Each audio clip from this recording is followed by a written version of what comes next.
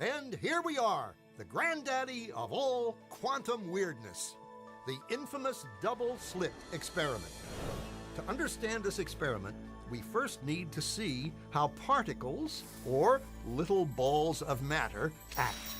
If we randomly shoot a small object, say a marble, at the screen, we see a pattern on the back wall where they went through the slit and hit. Now, if we add a second slit, we would expect to see a second band duplicated to the right. Now, let's look at waves. The waves hit the slit and radiate out, striking the back wall with the most intensity directly in line with the slit. The line of brightness on the back screen shows that intensity. This is similar to the line the marbles make. But when we add the second slit, something different happens. If the top of one wave meets the bottom of another wave, they cancel each other out. So now there is an interference pattern on the back wall.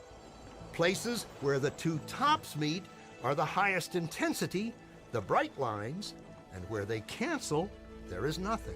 So, when we throw things, that is, matter, through two slits, we get this, two bands of hits. And with waves, we get an interference pattern of many bands. Good so far. Now, let's go quantum.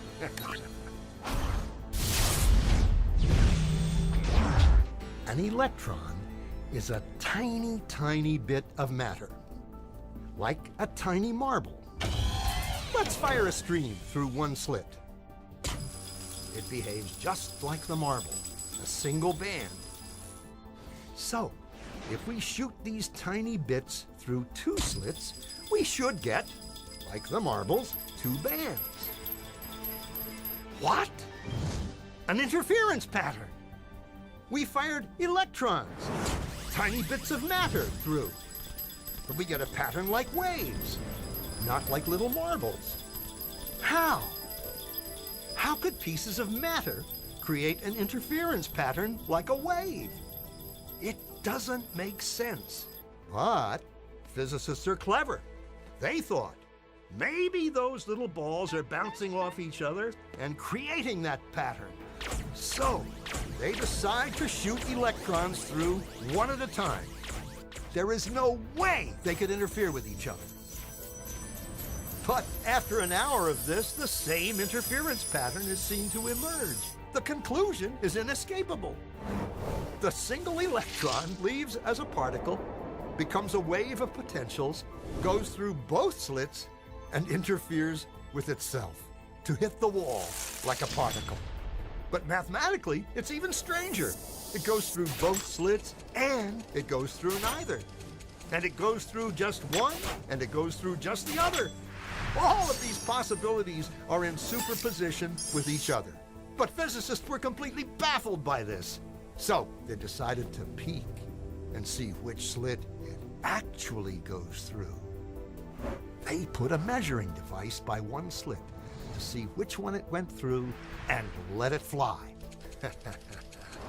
But the quantum world is far more mysterious than they could have imagined. When they observed, the electron went back to behaving like a little marble. It produced a pattern of two bands, not an interference pattern of many.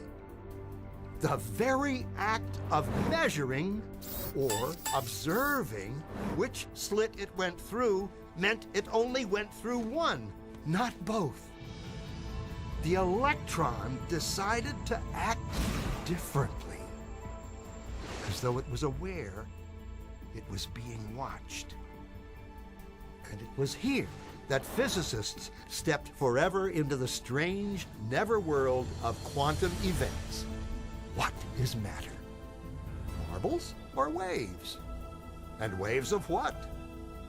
And what does an observer have to do with any of this? The observer collapsed the wave function simply by observing.